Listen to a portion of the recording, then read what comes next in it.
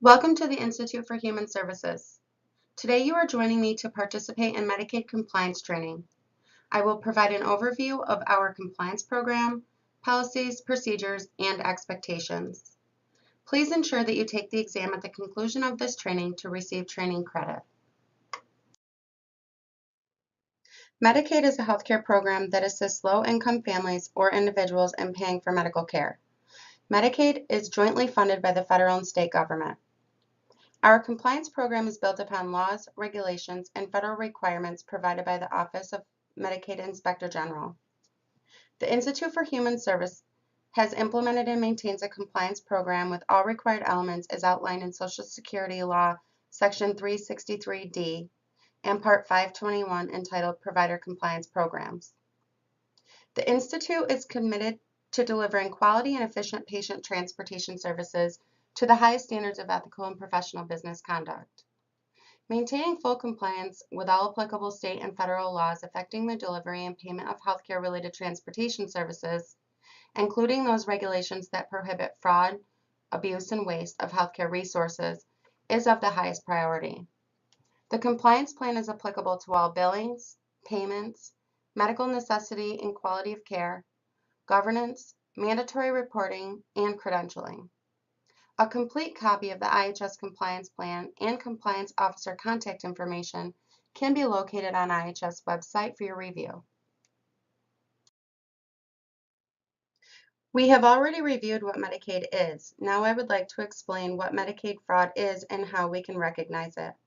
Healthcare fraud is not a victimless crime. It impacts all taxpayers, recipients, and providers.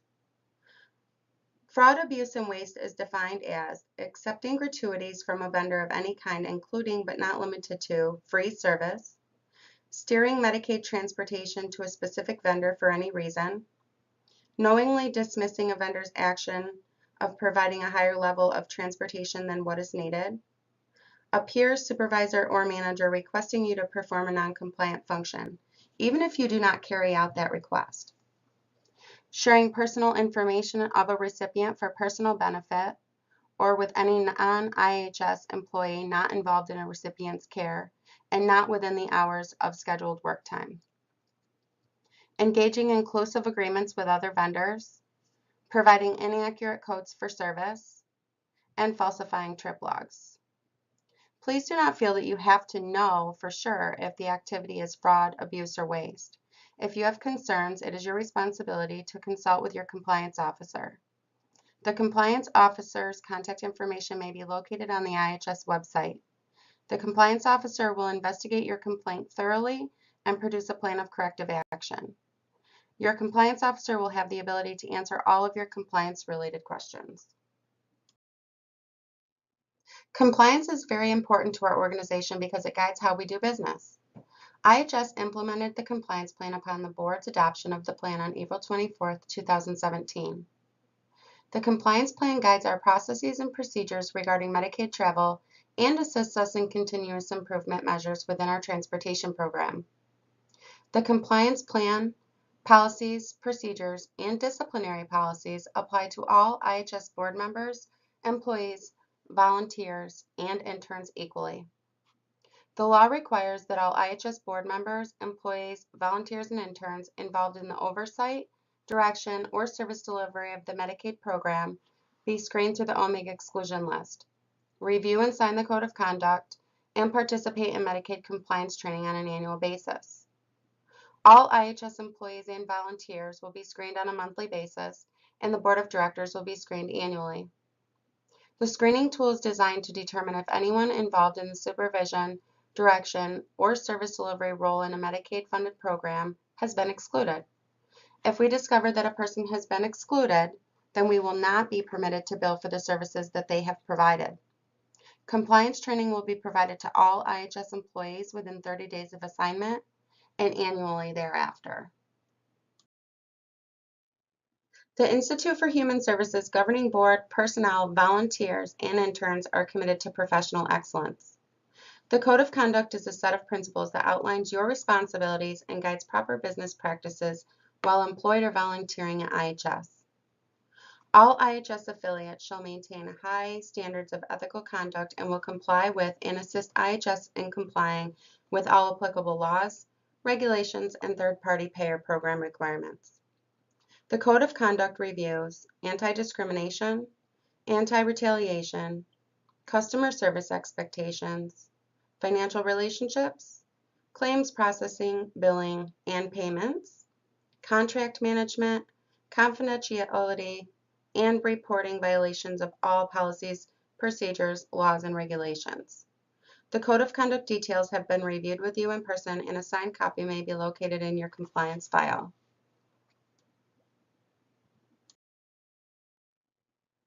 As a Medicaid service provider, it is our responsibility to work diligently to identify possible risk areas. The risk areas identified by IHS are billing errors, trip log errors, documentation requirements, and exclusions. We monitor these identified areas by conducting monthly internal audits. The audits consist of reviewing the driver trip logs for accuracy and comparing the assigned trips to the Medicaid billing. The audits allow us to catch errors within the time frame that allow us to correct without having to begin the formal self-disclosure process through OMIG. The Compliance Committee is comprised of the Compliance Officer and 4 additional directors that are not involved in the direct service delivery of the Medicaid program. The Compliance Committee meets quarterly to review the audit results and corrective actions. Now that we have learned what fraud, abuse, and waste of Medicaid is, we need to learn how to report fraudulent activities. As representatives of the Institute for Human Services, we must practice honesty and integrity in fulfilling our responsibilities. The Institute for Human Services is committed to maintaining the integrity of its business operations and the anonymity of good faith reporters. The Institute has an open door policy and suggests that employees share their questions, concerns, suggestions, or complaints with their supervisor. If you are not comfortable speaking with your supervisor or you're not satisfied with your supervisor's response, you are encouraged to speak with any member of the management team. Supervisors and managers are required to report complaints or concerns about suspected ethical and legal violations in writing to the compliance officer, who has the responsibility to investigate all reported complaints. The Institute for Human Services has established 4 methods for reporting compliance issues. Firstly, the compliance officer is available by phone at 607-776-9467, extension 223. However, please note that this is not an anonymous phone line. We have also made an online fillable form available that may be completed online and emailed to compliance@ihsnet.org. We maintain 2 anonymous reporting avenues, one being a lockbox that is located on the 2nd floor of the IHS office building, and the second being the complaint form that may be mailed by U.S. mail and marked confidential for the compliance officer's review only. The mailing address is 50 Liberty Street, Bath, New York, 14810. Once the compliance officer receives a complaint, he or she will begin an investigation into the complaint. At the conclusion of the investigation, the compliance officer will prepare a report with recommendations to prevent a reoccurrence if warranted. All complaints, records, and reports will be kept confidential as permitted in the course of a thorough investigation. Anyone reporting suspected fraud is protected from the retaliation under the Whistleblower Act. We pride ourselves on delivery of personalized, compassionate, and professional transportation services. All of our volunteer drivers are trained in HIPAA compliance, have their motor vehicle record reviewed, participate in the LENS program, are cleared through the Medicaid exclusion database, and have a background check completed prior to accepting assignments. The Institute for Human Services only accepts Medicaid transportation trips from Medical Answering Services, the New York State transportation broker. The Institute for Human Services is prohibited from accepting Medicaid trips from any other source.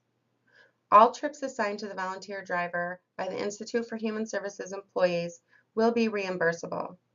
It is not permissible for a volunteer driver to schedule appointments directly with a client.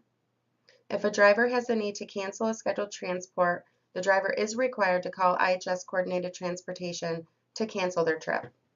It is not permissible for drivers to trade trips or ask another driver to take their trip. The driver trip logs are a very important piece of the volunteer driver program and must be accurate. All drivers are required to complete a trip log prior to and after each trip. It is imperative that the trip log contain the full printed name and signature of the driver providing the transportation, attesting that the reference trip was completed, your driver's license number, your vehicle license plate number, the Medicaid enrollee's name and Medicaid identification number, the date of the transportation, both the origin of the trip and time of the pickup, both the destination of the trip and time of drop-off. The trip logs will be verified with the MAS assignment and billing. The Institute for Human Services will attest to its billing only when there is sufficient documentation to verify that the transportation was provided to a medical appointment. Trip logs must only be completed for authorized trips that occur at IHS's direction. Our volunteers are the lifeline of what we do in our communities, and we value their service to the communities in which they live. That concludes our compliance training for today. Please direct all compliance-related questions, comments, and concerns to the IHS Compliance Officer at the contact number displayed. I would like to remind you to click the link in the discussion area of this video to be redirected to the compliance quiz. Thank you for participating in our compliance training and have a wonderful day.